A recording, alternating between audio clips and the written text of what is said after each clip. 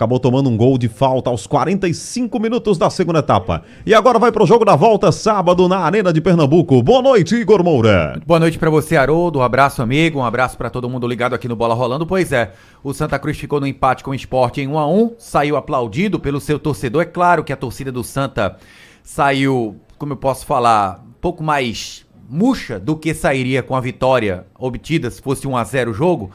Pelo contexto da partida, né? Primeiro tempo em que o Santa foi melhor que o Sport, abriu o placar no fim, o Santa desceu pro vestiário no intervalo sob aplausos, sobre gritos da torcida, cantorias.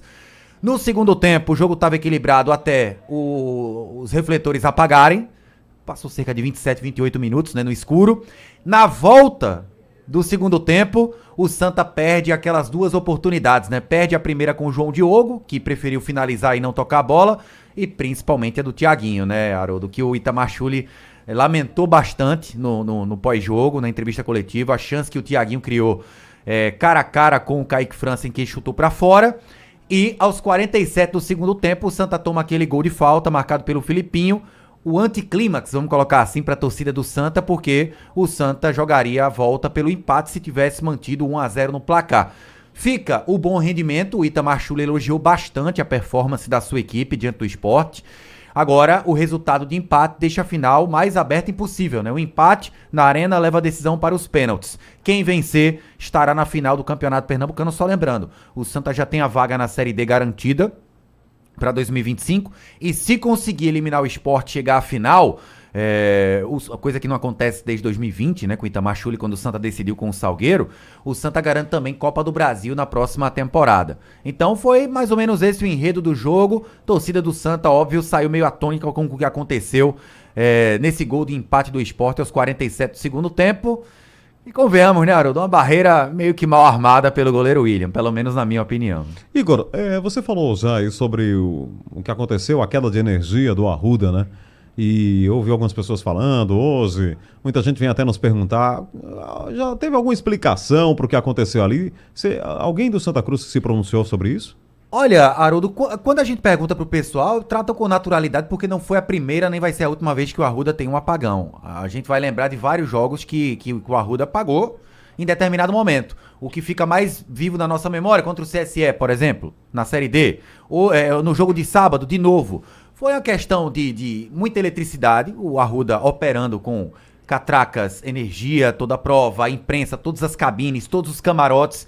E houve, de fato, uma queda de energia, e pelo fato dos refletores do Arruda serem mais antigos, não é instantâneo a luz voltar, né? Tem que ter esse resfriamento, primeiramente, dos refletores, para depois o aquecimento e o refletor voltar a energia. Foi no tempo normal, vamos colocar assim, de todas as vezes que a gente viu o Arruda, faltou energia. Não é, o Santa Cruz não é o primeiro nem o último estádio do Brasil e do mundo que vai ter um apagão, né? Isso qualquer estádio que... Teve em final de Copa do Nordeste, no Castelão. Foi, é verdade, na Arena Castelão, que é estádio de Copa do Mundo, inclusive, teve um apagão lá. Mas assim, talvez, cara, esteja mais carente o Santa Cruz de uma... Reestruturação. Uma manutenção, né, dessa questão da iluminação lá, porque não é a primeira vez que tem apagão também, né? Não. É uma estrutura. O clube está suscetível a isso e todos estão, né? Quem tá trabalhando, como você falou aí, com todos os refletores acesos, com muita energia, só que não é o que a gente espera ver num estádio como o Santa Cruz, né? Luz apagando, apagões, a não ser quando é um problema externo, né? Falta energia.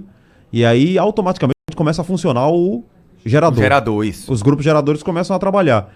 Mas não foi isso. Não, quase 30 minutos de paralisação. A vizinhança ali do Arruda, a energia continuou. A energia nas cabines não apagou em nenhum momento, né? Ficou oscilando um pouco, né? Teve uma queda, mas não chegou a apagar, né? Uma pequena oscilação. Agora, alguns bairros próximos ao Arruda teve queda de energia, né? Teve queda de energia em alguns bairros próximos ao Arruda. Não ali na Beberibe, enfim. Foi um problema não só no Arruda, especificamente nas torres de iluminação, mas também nas cercanias do José do Rego Maciel. Santa tratou com naturalidade essa situação, uma coincidência.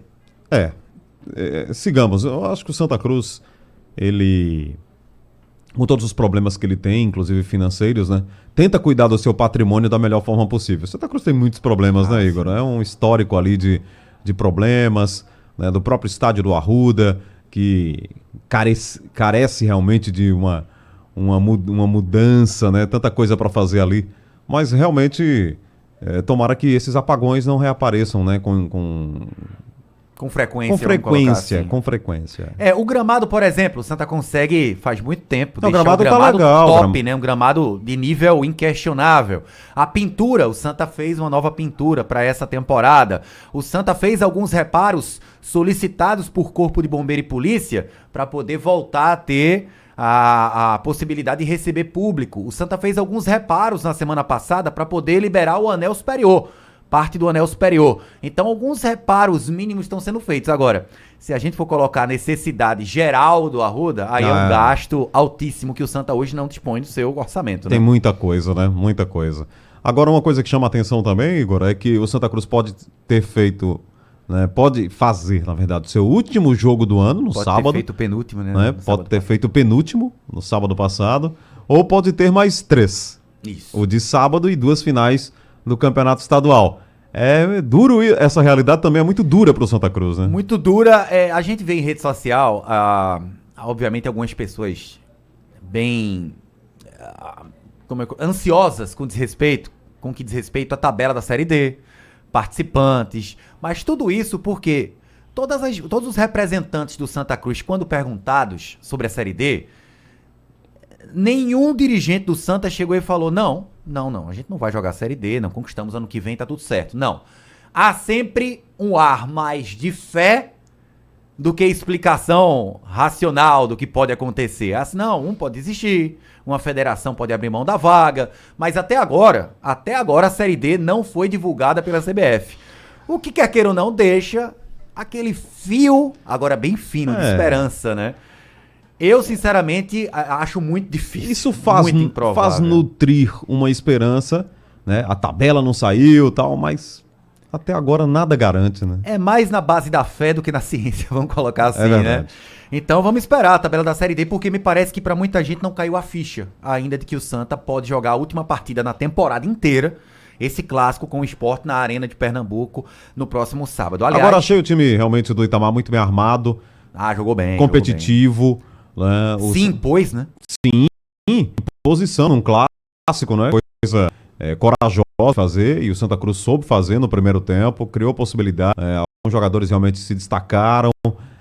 Foi um time compacto, bem pensado, bem armado pelo Itamar Schulli. O Itamar conseguiu, né? E incutiu na cabeça dos jogadores para que não houvesse essa inferioridade técnica, né? Em relação ao time do Sport. Foi um jogo interessante. A torcida do Santa Cruz, os tricolores que nós encontramos aí, estão satisfeitos pela forma como o Santa Cruz jogou contra o Sport, né? Dá a impressão, né, Haroldo, da gente que cobriu tanto Santa Cruz em 2021, em 2022 e 2023, que fosse esse time, esse espírito, essa organização e essa imposição, o Santa não estaria onde está hoje. Nessa situação. Nessa situação, né? Um time de muito mais qualidade do que nos anos anteriores. Bom, Haroldo, boa notícia para a torcida coral. Tem muita gente que fica ressabiado, claro. Rafael Pereira tá liberado pelo DM. Tá curado da lesão grau 1 na musculatura da coxa direita. Mas o Ítalo Melo foi tão bem, né? Que tem gente que fala, não, o miolo de zaga deveria permanecer. Com o Paulo César, que fez um grande jogo. Ao lado do Ítalo Melo, Rafael Pereira esperar um pouquinho, mas é o capitão, é um jogador experiente, é um jogador acostumado ao clima que o Santa Cruz vai enfrentar na Arena sábado. Acredito que o Rafael Pereira volta, capitão, para esse jogo diante do Sport. No mais, o Totti saiu com problemas físicos, né? Exausto. O João Vitor também, o João Pedro. Esses atletas foram reavaliados pelo DM, nenhuma lesão constatada. Itamar Schulli, tirando o Lucas Bessa, vai ter à sua disposição força máxima, vamos colocar assim, para esse jogo diante do Sport.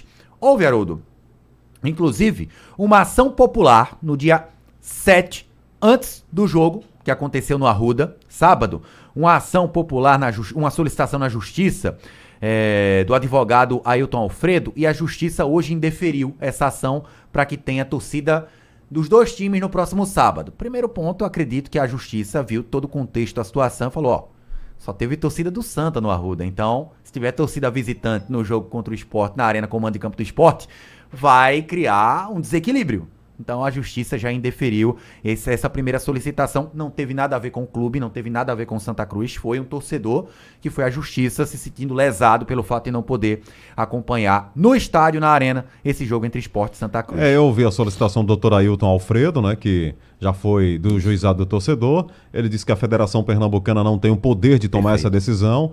Diz que, inclusive, o presidente da federação não é uma autoridade pública para tomar também essa decisão, mas nesse caso houve um acordo, né, atendendo um pedido da Polícia Militar de Pernambuco com a federação e os clubes. Aí, se você mexe nisso depois, ia dar uma maior confusão do mundo, além do desequilíbrio e do injusto, porque só a torcida do Santa Cruz estava no Arruda sábado. Ela não tem direito a estar na arena no próximo sábado. Isso é uma coisa lógica, clara, pelo acordo que os clubes fizeram. Ia virar aquela famosa guerra de liminares que a gente já tanta confusão. O esporte podia até ameaçar não jogar, né?